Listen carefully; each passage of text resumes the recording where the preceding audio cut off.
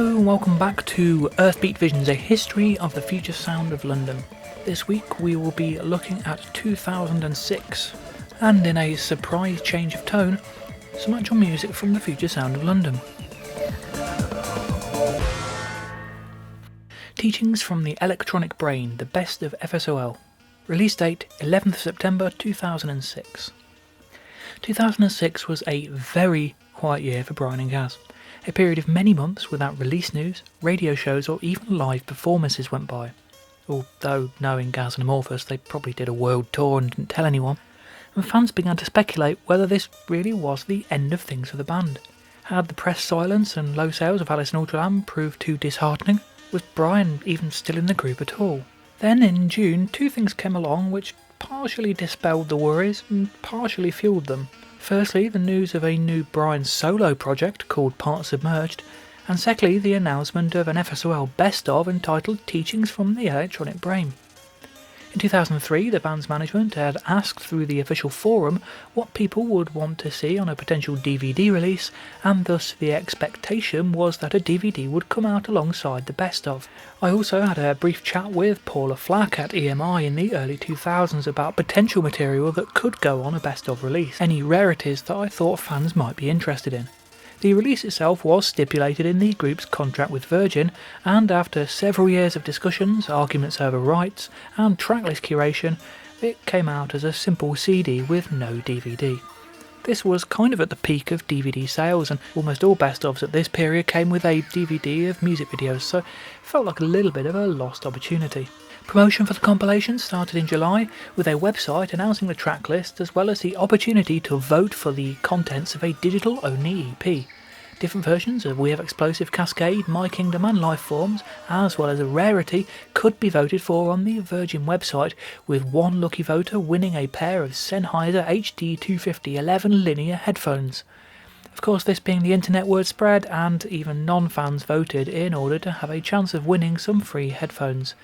With the first track automatically selected, no thought even had to go into the vote, and unsurprisingly the final EP consisted of the first 5 tracks, the ones that were just selected anyway. What a waste of time that was. Eventually the 4 options in the rarities list came out as a digital EP entitled Teachings from the Electronic Brain, Rare Tracks Edition. I wonder who won the headphones. Fans were initially surprised at the track list, which contains no material from the band's magnum opus, Lifeforms, the single versions of Cascade and Lifeforms being worlds away from the album mixes, and 7 tracks from Dead Cities, an album that received a kicking from Gaz in previous interviews. The initial assumption was that it had been put together by the label. Then an interview in Clash magazine turned this idea on its head. The label wanted to just put out a collection of tracks, but we freaked out, says Brian, FSOL's taciturn half, a man of many thoughts and few words. We've always been pretty protective about our music, and there was no way we were going to let them cast us off as some dinosaur dance act from the past. We took control. Sometime later, Gaz admitted that the large amount of Dead Cities material was largely due to it being a healing process for him, in which he was able to assemble his favourite works from the album and make peace with it in the process. What is surprising, however, is that it doesn't sound like it was put together by the band. For a start, despite Amorphous Records gradually shifting towards the tracks linked by environments approach over its few releases, almost everything on Teachings from the Electronic Brain is separated by silence, which immediately makes it feel un-FSOL-ish.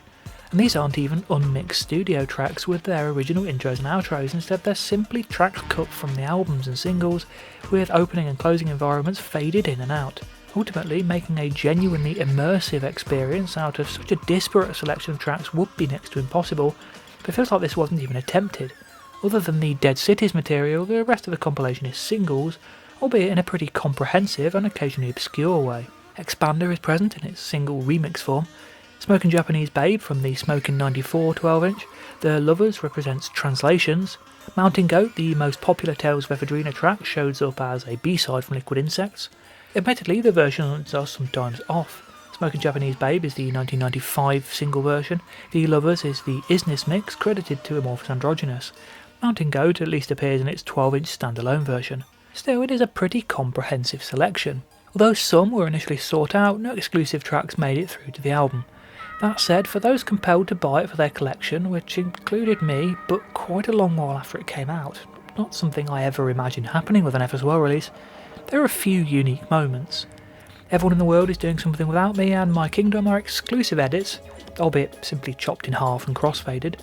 Lifeforms is a new edit, running to 4:38 as a halfway version between the actual radio edit and Path 4. Yage appears in a subtly edited form.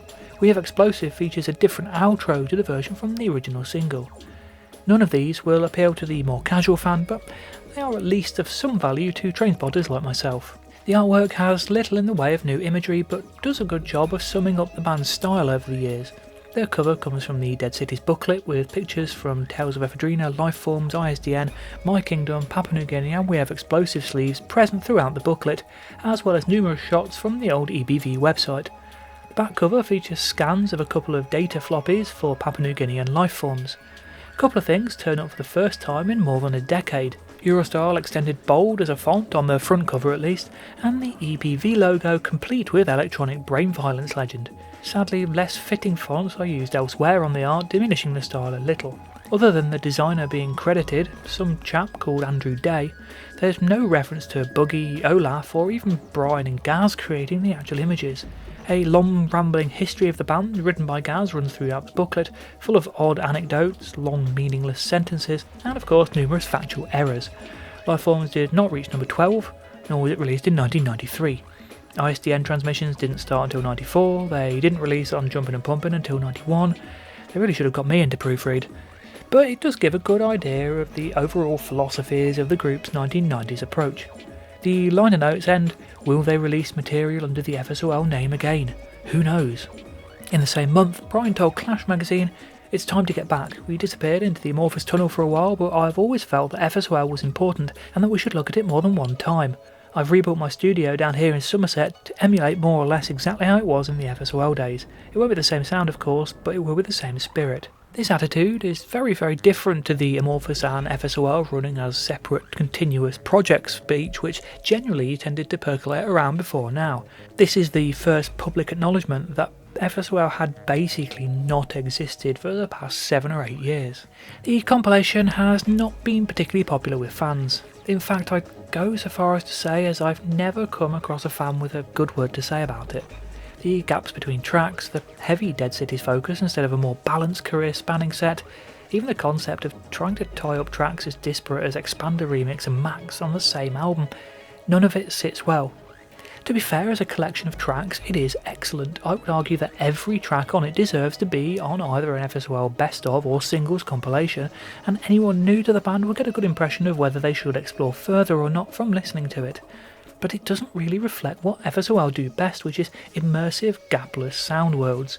For a newcomer, I'd still suggest either Lifeforms or Dead Cities as a more worthwhile entry point, depending on their existing tastes. Still, for all its faults, the compilation plays a significant role in the history of the band. It gave fans a retrospective interview in 2006, the first time FSOL had been discussed in depth for many years. It provided means for the first properly FSOL-themed radio mix for nearly a decade, and most importantly it got the band searching through their archives for worthy unreleased material, something that would help relaunch the Future Sound of London as an ongoing project once again. So for that we should be grateful. Astralworks picked up the release for the US with a gala release in Russia. When added to streaming and download services, an extra 5 tracks, seemingly random selections from the voting page, jarringly not even faded in or out for the tracks and singles, were added to the end. We Have Explosive Part 1 features digital glitches as if it's been ripped badly from a CD. Excellent quality control from EMI as usual. Everyone in the World is Doing Something Without Me teachings from the Electronic Brain version. Not the obvious choice for a best-of compilation, Everyone in the World is Doing Something Without Me effectively just acts as an intro to My Kingdom, running for less than 2 minutes if taking the outer environment into account. What's interesting is that it isn't, as initially suspected, simply the last 2 minutes of the track, but it is indeed a new edit with an extended outro that crossfades with the intro of My Kingdom. Why this was done remains to be seen, but it's an interesting curio. The 2 tracks together are also the only ones on Teachings that aren't linked by silence. My Kingdom, Teachings from the Electronic Brain version. Another strangely edited track for Teachings, My Kingdom is generally believed to be the first half of Part 1, but as with Everyone in the World is Doing Something Without Me, things aren't quite that simple. At the 56-second point, it suddenly jumps forward to 2 minutes 58 in Part 1, effectively removing the initial Morricone flute part and opening with the secondary flute melody. This does mean we do get the wonderful synth build-up before the vocal. However, before the second vocal section comes in, it shifts to the outro and just fades out.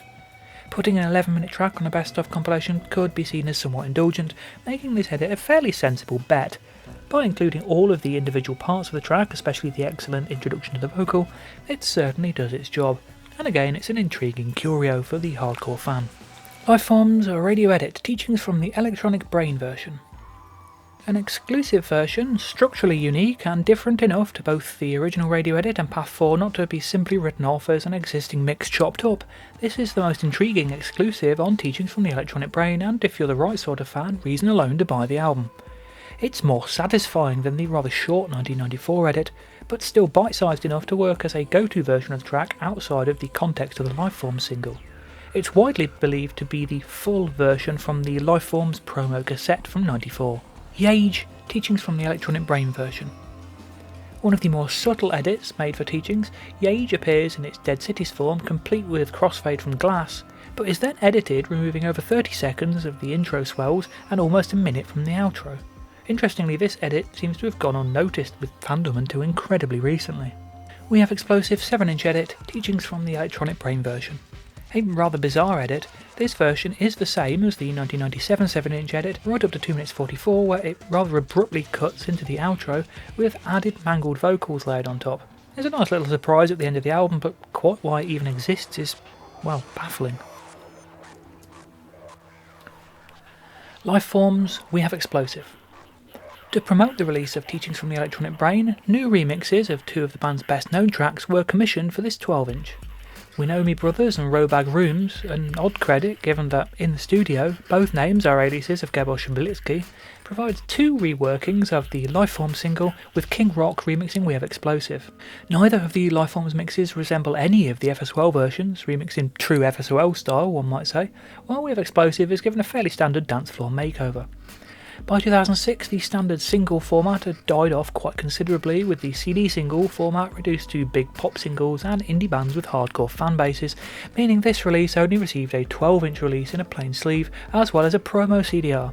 Had it come along a couple of years earlier and been given more of a conventional single release, with the original versions in there too, it might have helped promote the compilation more, with either single or album maybe even charting.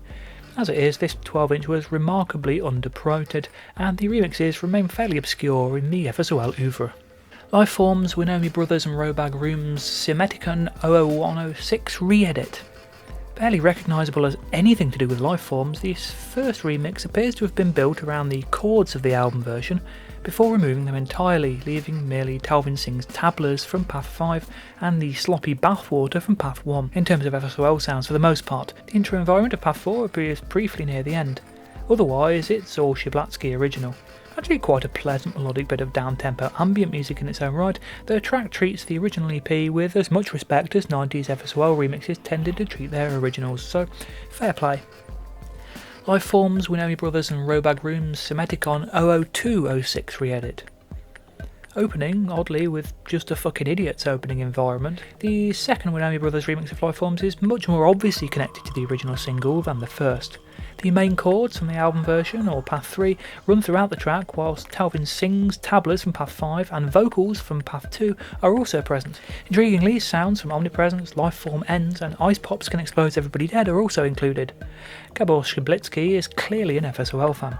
It's a decent, mellow techno track that reinterprets the original material in an intriguing way and a pleasant enough listen. We have Explosive remixed by King Rock. An electro house remix of We Have Explosive by King Rock. Like many dance floor friendly remixes of the era, it feels very much like a King Rock track with a couple of elements of the original pasted on top. The buzzing synth line is used throughout much of the piece, and the vocal yell sample, heavily filtered, appears every now and then. The second half brings in the guitar stabs in a remarkably lo-fi manner, and the outro pleasingly includes elements of the closing environment of part 1. Otherwise, it's just synth-heavy electro house, remarkably lacking in a lot of energy. Electric Brainstorms 0.5, BBC Radio 6, 10th of October 2006. When a new mix for 6 Music's 6 Mix was announced in early October 2006, the response was a mixture of some interest but also a bit of a collective sigh.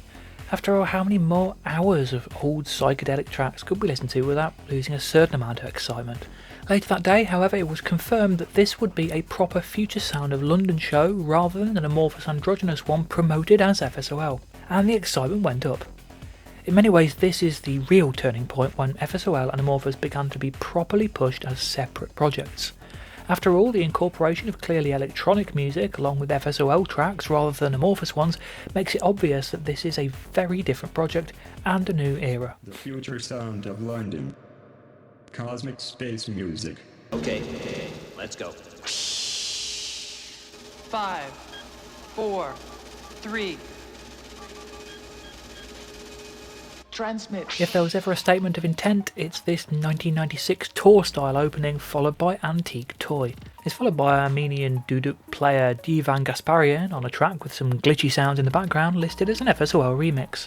This, combined with the instrumental rock of the calophone track that follows, takes things in at least a vaguely monstrous psychedelic bubble direction, and indeed later in the mix several tracks appear that have also been on monstrous bubble shows from the likes of Secret Chiefs 3, John Lennon and Yoko Ono, and Paul Giovanni, probably Gaz's selections.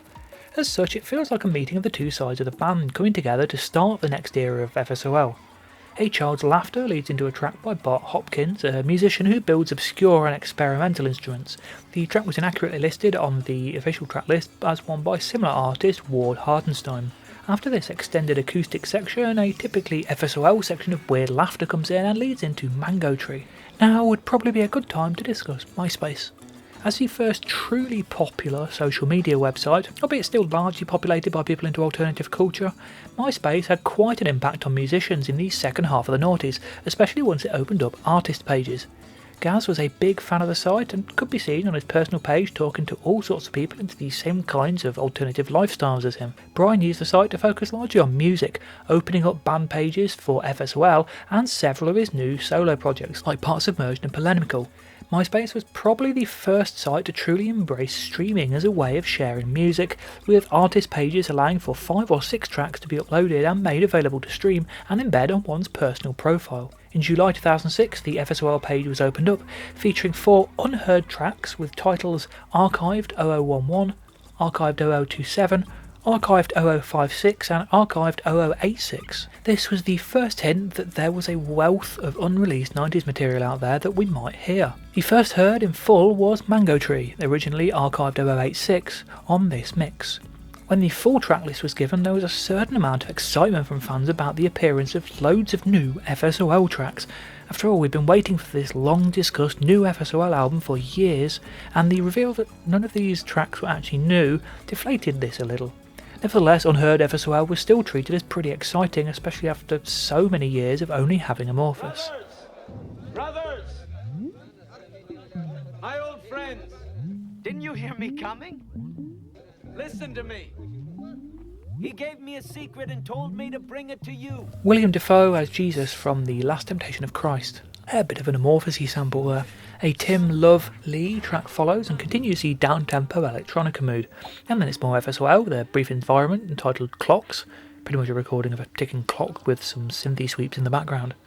Tracks by FM3 and Pete Edwards introduced the DIY electronics and circuit bending side of Brian interests at the time, tying in with his newly launched Glitch TV website. Listeners are then treated to a brief snippet of unreleased Lifeforms, possibly from the still incomplete reworking of the EP, and some 1994 environments, before Earth bring the mood back to a more psychedelic rock style once more. More FSOL comes in the form of With Explosive Part 1's outro environment, a shorter version of Repetition as a form of change listed as Arrows, and the still unreleased LA4. Some Papua New Guinea sounds are played over an unidentified track, because have to have an unidentified track, and then it's into some surreal Italian psychedelic bossa nova from VIP 200. Then comes a very long stretch of FSOL tracks, starting with Max, some unknown environments, Amorphous' live version of With Explosive, a lot of fun, an edit of Hallucination, and Woodland, known from MySpace as Archived 0011. I'm serious. Play this backwards and you hear evil messages. Play the rest. We're gonna play that one back.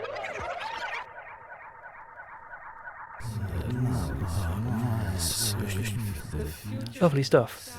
Many of the stings in the show seem to have come from the Mellow Hippo disco show spoken by Gary Lucas. After a brief uncredited appearance of Can's spray overlaid with synths that would later be part of Flygon, a snippet from a 1994 audio interview with the band is played, and then we finally get the chance to put a name to a track played on numerous 93 and 94 transmissions, slowly falling backwards. Shortly afterwards comes something that was an amazing moment for me, one of my very own tracks played on an FSOL mix. Actually, in typical FSOL manner, it turned out to not be the track advertised, but 3 others collaged together. I'd sent the band a copy of my debut album, Purlieu, on its release in 2004 after Brian requested one, and it was such an honour for material from it to be included, especially on such a high-profile mix. My tracks will go on to appear in future EBS mixes too. My material is actually the start of a largely ambient final 10 minutes, closing on a rather bleak Eric Zan piece released on the Ghostbox label and a spoken sample from Jim Stafford. I remember my main response to the mix being strangely one of disappointment. Having been so used to the 90s transmissions, each having its own atmosphere, somewhat reflecting the album it was promoting, the blend of tracks from throughout the 90s with archive pieces and other artists' music didn't seem right at all, not having a particular mood throughout. In that sense, it does actually reflect teachings from the electronic brain, which it was promoting quite well. Of course, expectations being what they are, I had higher hopes for the show than could ever have been met. This really is the starting point for the second era of FSOL, so there was no defined sound or atmosphere yet. It still feels a little basic in comparison with the main Electric Brainstorm mixes that came later, and the large number of Amorphous friendly tracks sounds a touch odd in hindsight, but ultimately the very existence of this mix is one of those key moments in FSOL's history.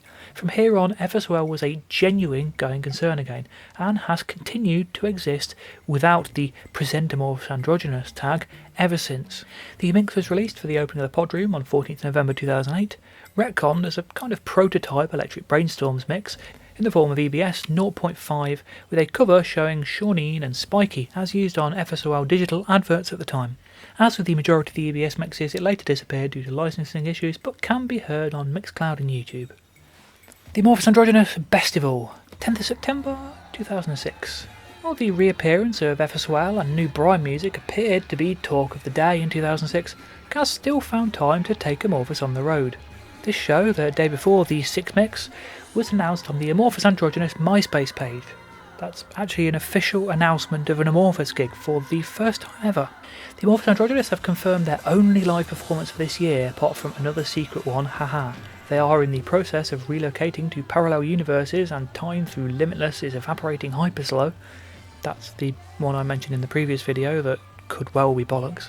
Anyway, friends, sages or lovers, the Amorphous, the Shapeless and the Sexless will be performing on September the 10th at Bestival, Isle of Wight. We don't know at this point what they will play, how they will do it, how they will get there, which of the Shapeless band will be available, but they do know that this inherent chaos is good and welcome it with open-sided hearts in the knowledge that everything is as it should be. Multi-dimensional love to everyone we have connected to, forever sending our love. The Amorphous. Sonic solutions for super consciousness. After the fallout of the previous year's Australian tour, including financial problems with the promoter and the usual strains of being on the road, it appears that a new lineup of the live band was coming together for this show. The fact that 7 weeks before the festival it wasn't known who would even be on stage is kind of remarkable. That said, Gaz's blogs from the time were best taken with at least a spoonful of salt. 5 days before this post, he announced he was partaking in the first ever MySpace wedding, to himself. Either way, the festival on the Isle of Wight, curated by Rob the Bank, went ahead, and so did the Amorphous Androgynous performance. The following April, a video appeared on the Electronic Brain YouTube channel, including clips of the set. It's hard to make out the exact lineup, although Belugi, Dave and Stu appear to be on stage. Tracks in the video include The Emptiness of Nothingness, The Lovers, Guru Song, High and Dry, Elysian Fields, The World is Full of Plankton, The Prophet, featuring some rather manic singing from Dave, and the vocal version of All is Harvest. Given the relatively short slots usually played at festivals, this is likely to be the full set list. The video also closes with a clip of a nice alternate version of The Emptiness of Nothingness with Belugi's sitar and tablas. Stereo sucks.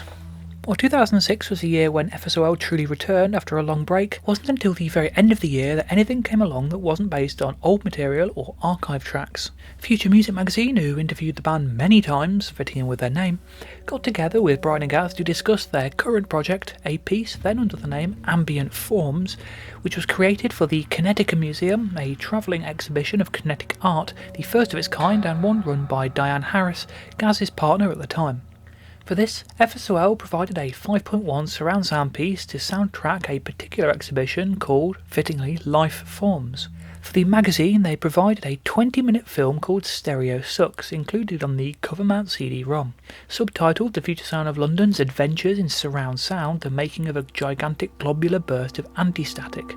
Visually, the film is presented in a very lo-fi manner. Shaky handheld DV cameras, oversaturated images, added fuzz and lines to suggest old, dusty film.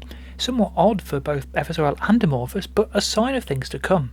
After a hilariously awkward interview from Gaz, the camera follows him into a small cinema where Globules is being mixed. Surround guru Rodney Orpheus, is that his real name, talks some crap about how stereo isn't real music, while Gaz enthuses about feeling more emotion from surround sound.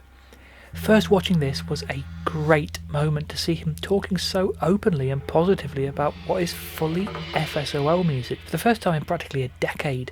The FSOL period of experimentation, it feels to Brian and myself like that's very alive again. It feels like it's relevant again. It feels like it's profound again. Of course, this is then followed by live clips of Amorphous undercutting the comeback feel a bit, but overall it's really positive.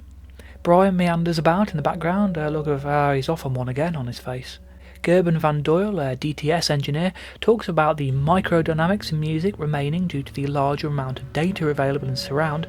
Effectively, less EQing and compression is required when you have a much larger soundstage to work with. In reality, it's not quite so simple, but there's an intriguing truth in what he's saying. For the producers among us, it's a unique opportunity to have a sneak peek at the various audio stems involved in a track shown on the cinema screen. An FSOL DAW session is not something I ever imagined seeing. After that, the film moves to Brian's home studio in Somerset.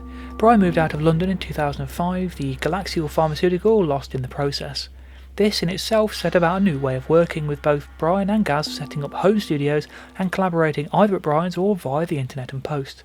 Brian lives in the Church of St Michael, an old converted church which is just wonderful to see on screen regardless of who lives there.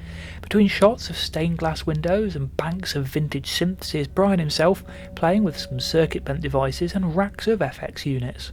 Then we see Gaz at a computer working on Globular, before footage of the pair of them working on Globules. It's hard to explain at this point in time, but watching them both working on new electronic FSOL material together in a room was a genuinely amazing and exciting moment in 2006. The film closes with footage of the Lifeforms exhibition soundtracked by Globular and Globules. Accompanying the film on the disc is a 4-minute excerpt of Globular, still under the name Ambient Forms, which can only be played by burning the disc and putting in a player connected to a DTS system. Gaz also did a talk at Kinetica, in which he spoke about many things, including his own Amorphous-esque thoughts on spirituality, medicine and such, but also the history of FSOL and how it compared with Amorphous at that point, and the future of FSOL, which involved, apparently, spending 6 more months working towards completing a surround sound masterpiece. Needless to say, the whole period was what many FSOL fans needed, a genuine return of the project that they had originally fallen in love with. I'd almost fallen off the radar at the time, having moved to university, started experimenting with drugs and having a very busy social life. It was around this time, however, that I got my fan site back up and running. Although the FSOL list was exceptionally quiet, other than occasional news announcements, MCB Pete's FSOL board was on the rise, with a link to it from my site, and discussion about the band's exciting future began to grow.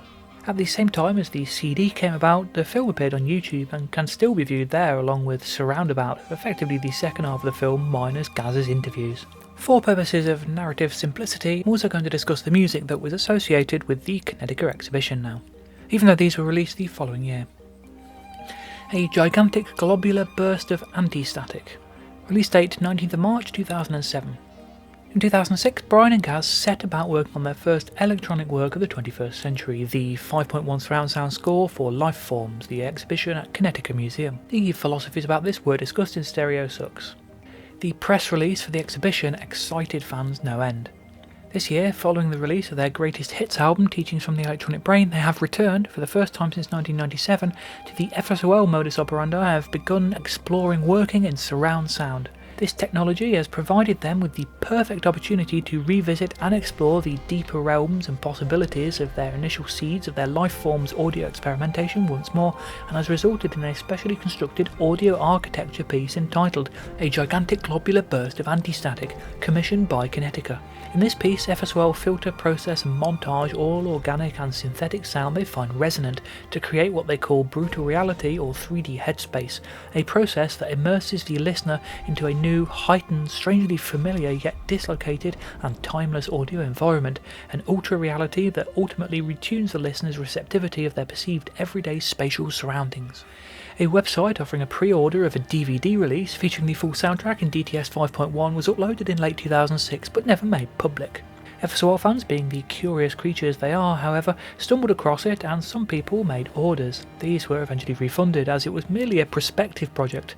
Indeed, no physical version of the album has ever been released, but a digital stereo edition did come out with the launch of FSOL Digital in 2007. More on that next week. Snippets heard on the Future Music cover mount disc and film featuring elements of Eggshell led some to decry it wouldn't be new music, but simply remixes of older material. The 2007 release proved this to be thankfully largely untrue. While the first track, Globular, does include reworked Eggshell sections, the other two tracks are completely original material, the first truly new FSOL music in 10 years. The release is completely ambient in nature, perhaps unsurprising given its purpose in soundtracking and art exhibition, which makes it stand out among previous releases, which have always contained a fair amount of beat work, especially by 96 and 97. Those who struggle with long periods of sound design may well struggle with Globular, which is very much a soundscape, lush synth sections meshing with stretches of more abstract sound. Personally, I absolutely love this kind of thing, and FSOL do it brilliantly here. Globules is much more direct, with Brian's own circuit-bent electronics backing warped and mangled guitar work by Gaz. Glob is a weird synth piece that probably works a lot better in surround than stereo.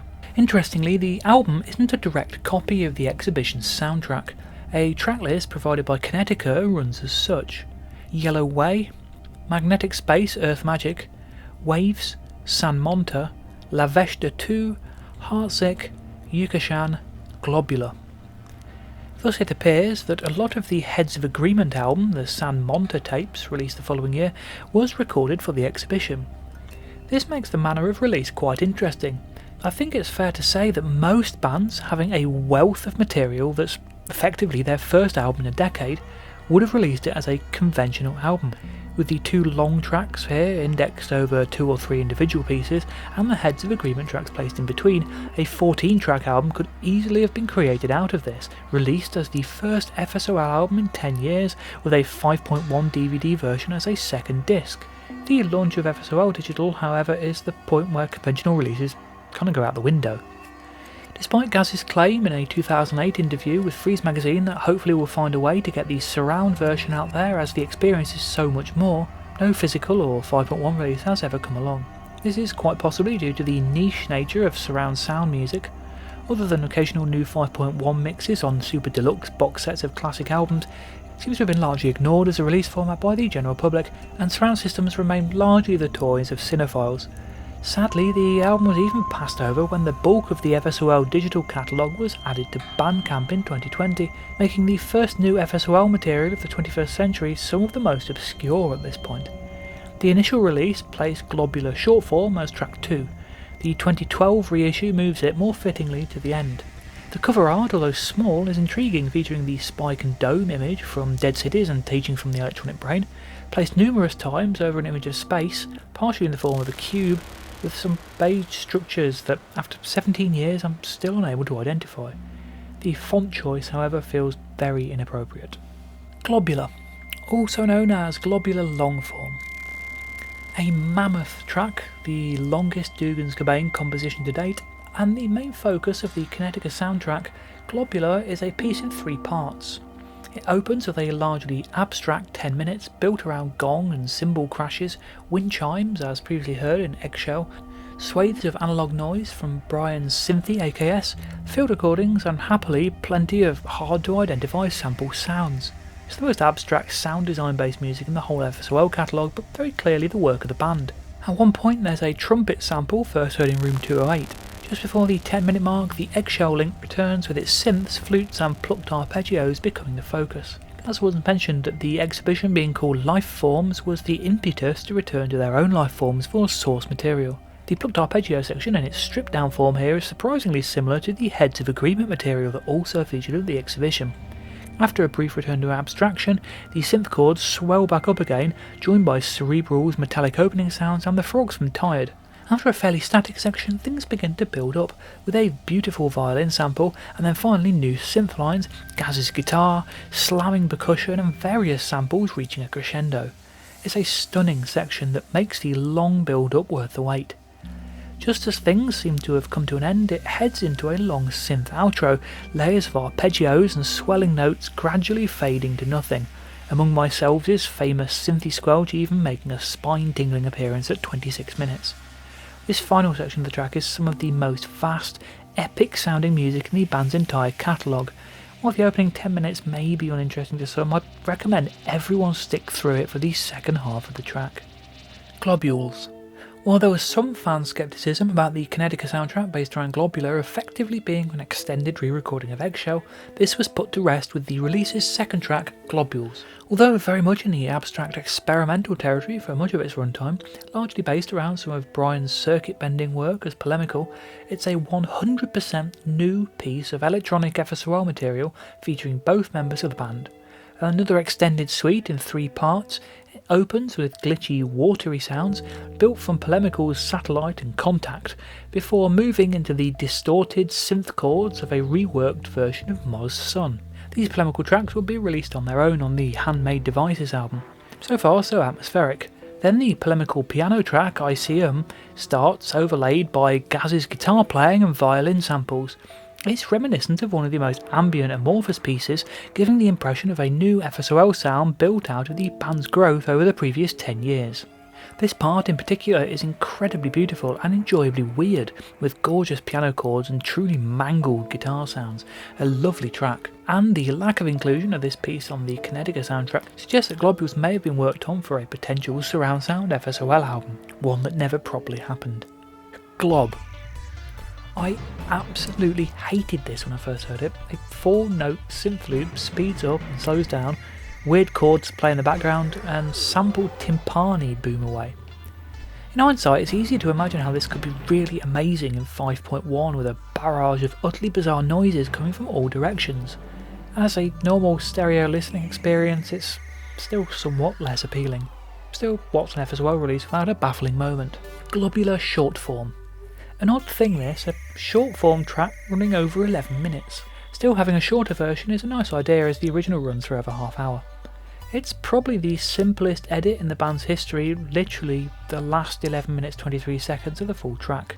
This does mean it loses most of the build up, an ideal version would be somewhere between the two, maybe including the whole second half of the track.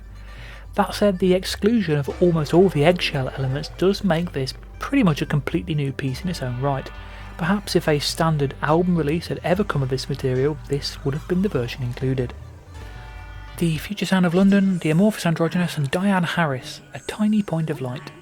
The 5th and final FSOL release from the launch of FSOL Digital, and another piece created for the Kinetica Museum in 2006. A standalone track released as a free download in 128 kilobits per second MP3 format, Tiny Point of Light disappeared from the site with its first redesign. Soundtrack to a 3D sculpture exhibit at the Kinetica Museum, the piece features Dianne Harris talking about peace, love, bliss and light, detaching from her physical body into the 6th dimension, and other such nonsensical Amorphous-y stuff. One's enjoyment of the track may depend on how much one can put up with this gobbledygook. Nevertheless, the FSOL element in the form of the ambient backing, built around backwards pianos and shimmering synth textures, is quite lovely.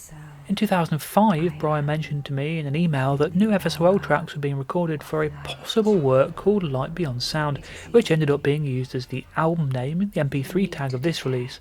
However, it apparently moved further into Amorphous territory as time went on, with that title being used for a musically unrelated track on the 2008 album The Peppermint Tree. A snippet of the piece also turned up on the FSOL Digital Mix in 2008, as well as on 3 YouTube videos, themselves closing with demos of then unreleased FSOL tracks, A Glitch in Cellular Memory, Hollow Earth, as well as a still unknown piece. And that's it for 2006. A year when FSOL finally returned, and although we didn't get a proper new album, it was still an incredibly positive and exciting time for fans. But nothing could prepare anyone for the barrage of new music that came the following year. And that's what I'll be discussing next time for the first video covering 2007. In the meantime, please do leave me a comment below. I'd love to hear your thoughts on this. What do you think of Teachings from the Electronic Brain? Are you one of the fans who actually enjoys it? Because I'd love to speak to you if you are. I've never come across anyone who thinks it's a good compilation. And were you there at the time enjoying the reappearance of FSOL? There are also like, subscribe, share buttons, you know the drill. This kind of interaction really helps with the channel, so thank you for your support, and I will be back next week covering the launch of FSOL Digital, and I really hope you'll join me then.